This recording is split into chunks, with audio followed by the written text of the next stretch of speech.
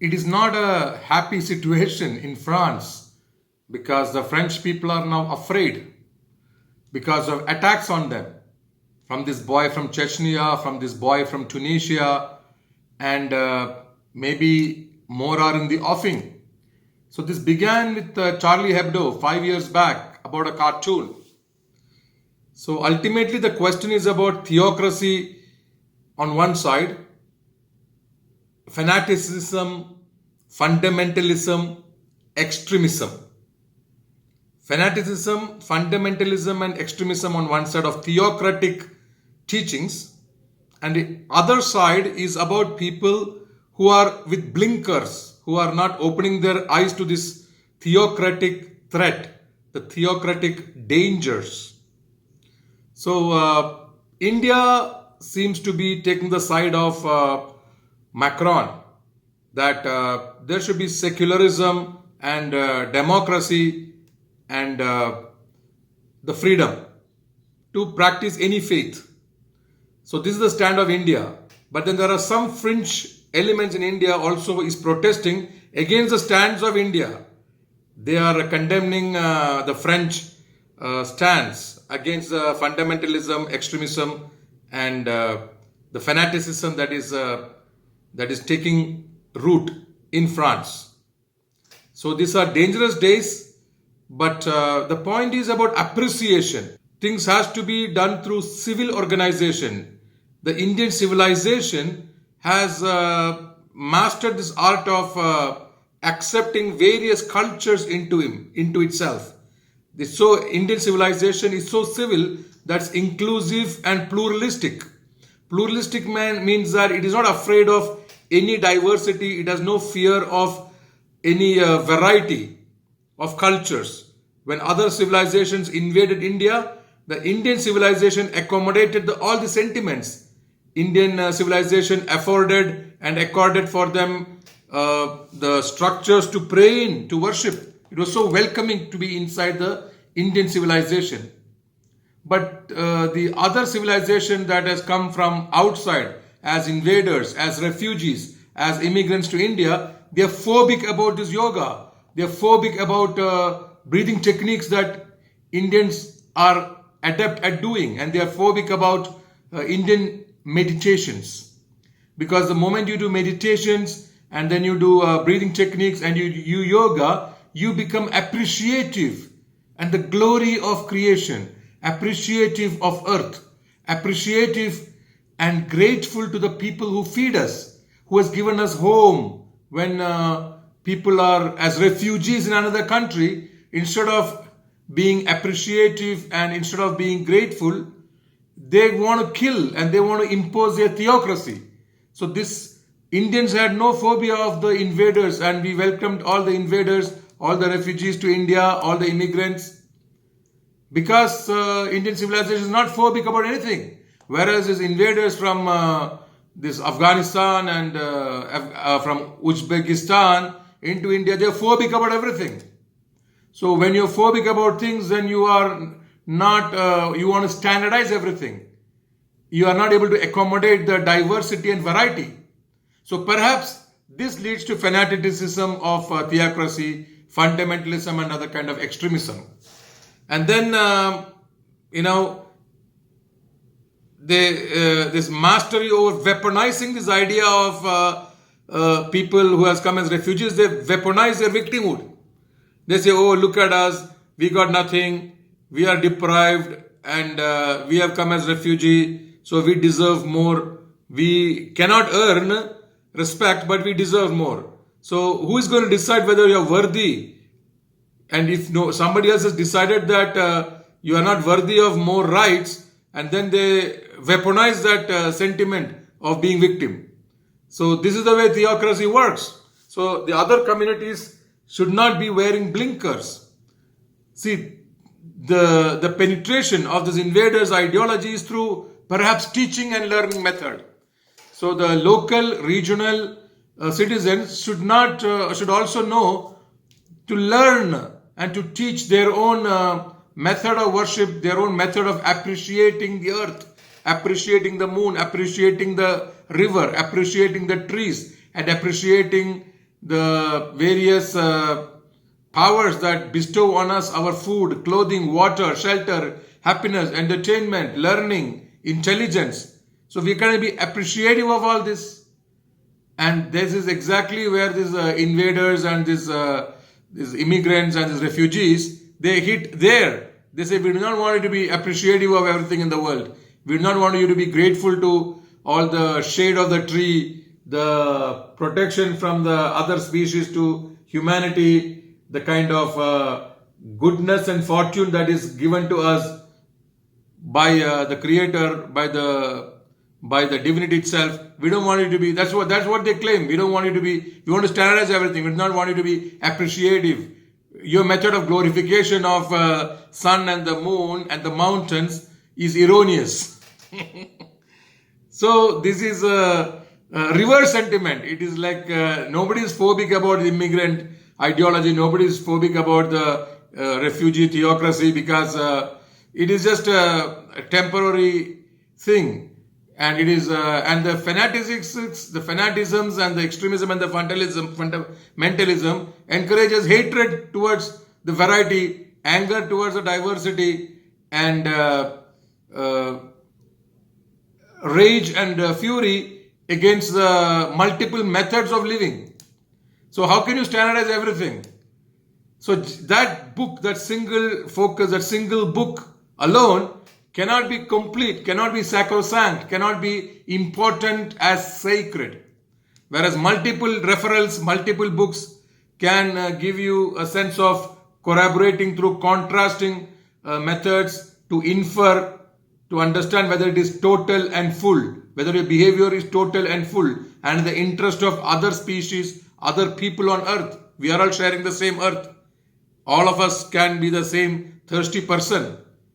So one is about upliftment of civilizations, not to destroy civilizations, and upliftment of humaneness, of brotherhood. So it's important that the regional people, the citizens should be also willing to teach their methods of yoga, enroll people into doing their kind of breathing techniques and enroll people into their kind of Indian civilization, which is very indigenous to India, to meditate. And they cannot afford to put blinkers and say that these visitors from across the border from Uzbekistan and other places is going to be kind to the local people. It's just not going to happen. So people in Bangladesh, people in Pakistan and Afghanistan are up in arms against the French position. And no French person is coming to work in Afghanistan or Pakistan or Bangladesh and these countries and many others. And they're all failed states. And none of them want to take any refugees from other countries. None of them want to bring any immigrants to their countries because they're all failed states. They themselves are phobic about any immigrants and any refugees into their own country. So the reverse sentiment is that they blame the other persons, that you are phobic. So the thing is this, see, you have a dangerous ambition, and somebody who has a dangerous ambition, are they a threat to your culture? Are they intruding into your comforts? Are they snatching away your rights and your conveniences and your comforts and your property? So snatching away, threatening your way of living and intruding and encroaching and somehow disrupting and uprooting you from your traditions. So if these are happening, then why are you not protesting? Why are you not resisting these invaders? So they have dangerous ambitions. And they are exercising their dangerous ambitions. So why are you with blinkers? The French people should remove their blinkers and educate the others. See, every learning is a conversion from ignorance to learning. So you cannot blame the people who teaches and intrudes and penetrates and pierces and drills through your way of living because they are planting the seeds of their way of living. So you got to be also teaching these invaders and intruders and refugees and immigrants that this is the way that you guys live. So if you've got a blinkers and if you are complacent, if the local regional people are docile and in slumber and incompetent, then the visitors, they are going to penetrate and drill through and pierce through your existence and implant and end seed their way of living. And any learning is a conversion from illiteracy or ignorance to learning. So where is your learning and where is your teaching? Because you are with blinkers. So now wake up. Many people around the world are waking up because these people who are considering their one book alone as a driver, who want to standardize everything, and their punishment, if you are not standardized, you will kill you. So if that is the case, then they are funded, they are supported, and they are incentivized. There's some kind of incentivizing or support or fund coming to them. So the local people have to remove your blinkers and discover who is funding.